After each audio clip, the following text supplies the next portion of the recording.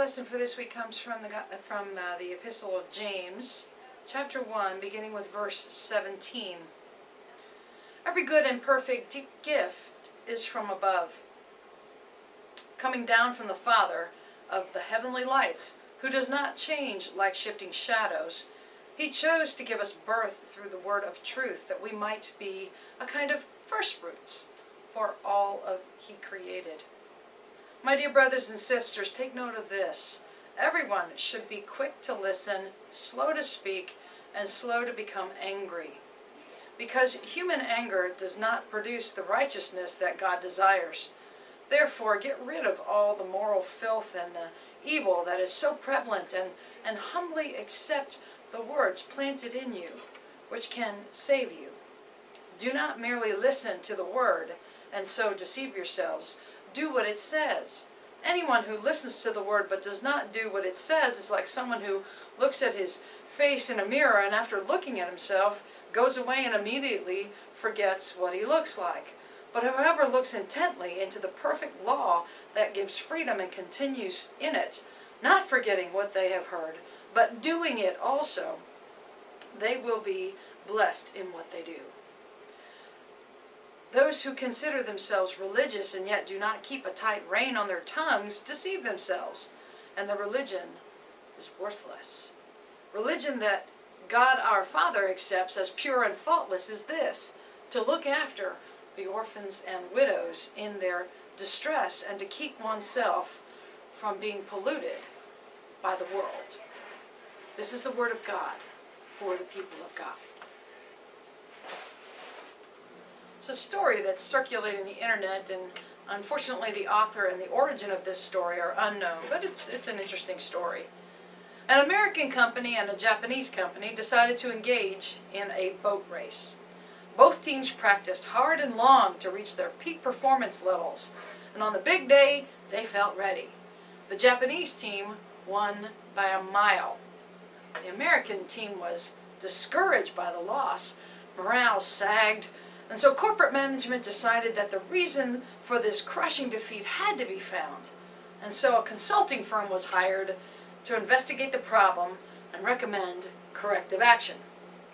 The consultant's findings: the Japanese team had 8 persons rowing and 1 person steering. The American team had 1 person rowing and 8 persons steering. After a year of study and millions spent analyzing the problem, the consultant firm concluded that too many people were steering and not enough were rowing on the American team.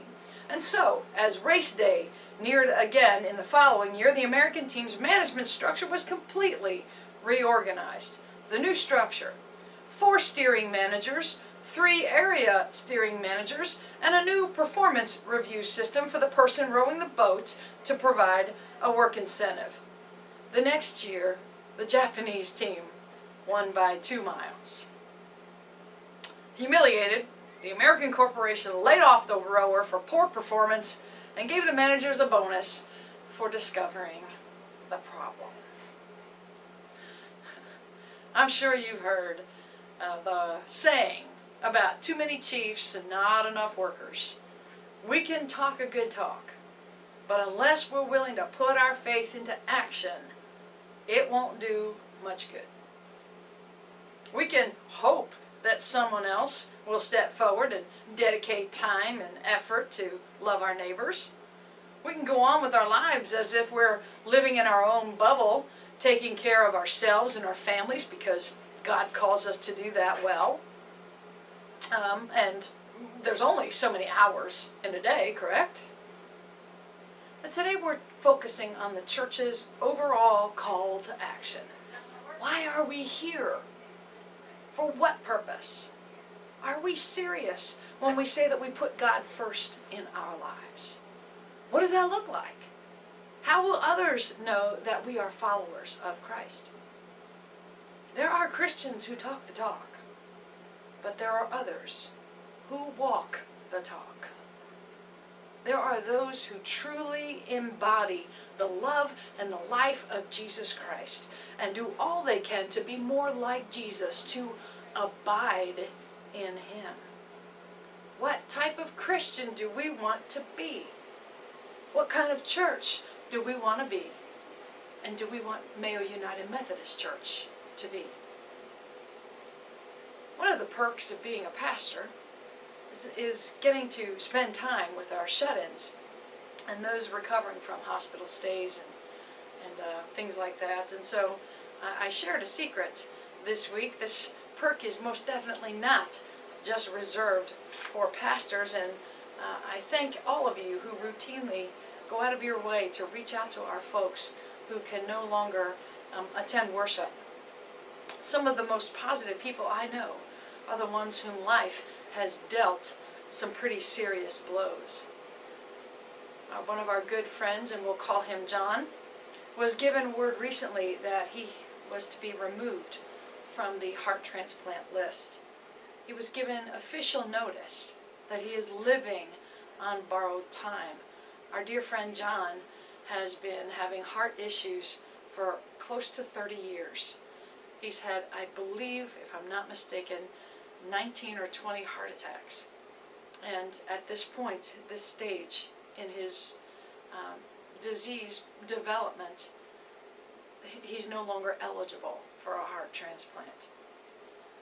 And so he was given this notice that he is truly living on borrowed time. But my message to all of us is we are all living on borrowed time, because none of us knows how long we are going to be here on this earth. But even with this sad news, John continues to shine in the light of Christ.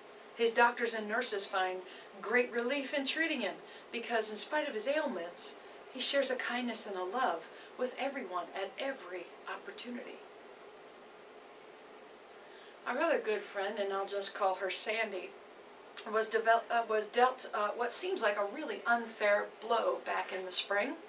She was simply walking across a parking lot and fell in such a way that she's looking at a 2-year recovery process filled with uncertainty. But when you go to visit her, she has a smile on her face and makes jokes and conversation in a way that makes you feel better for having been in her presence. Yeah, she definitely gets discouraged at times, and I'm sure she voices that with her family.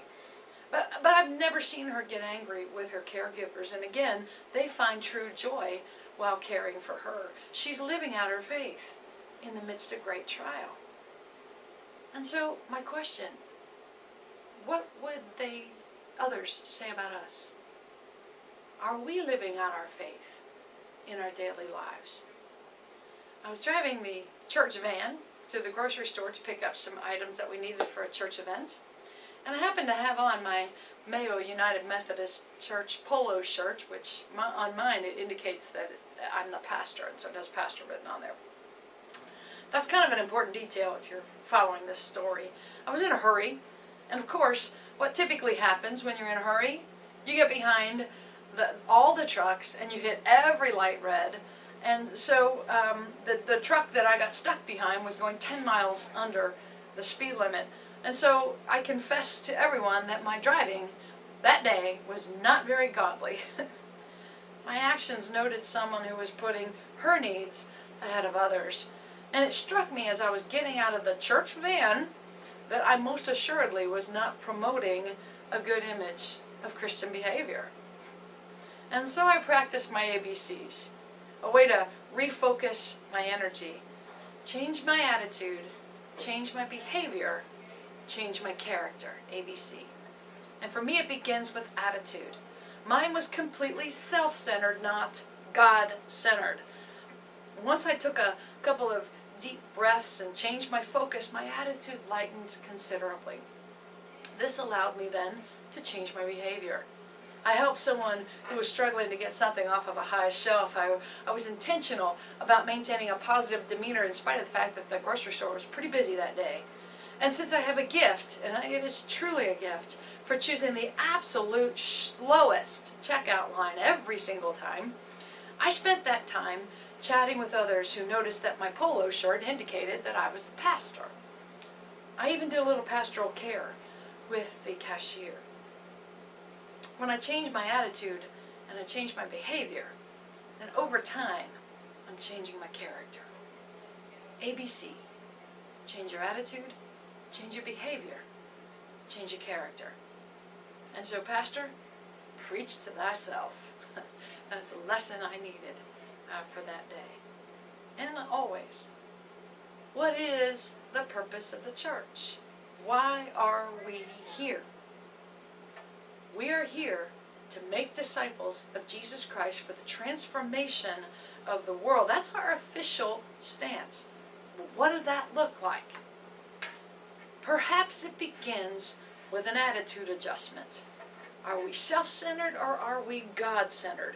Are we looking out for our neighbors, the widows and orphans, as the Bible would indicate, among us, or are we too busy? Do we live and act like Christ? I hope so. Otherwise, we are falling into the trap of the church leaders that Jesus regularly criticized. We want our genuine nature to shine.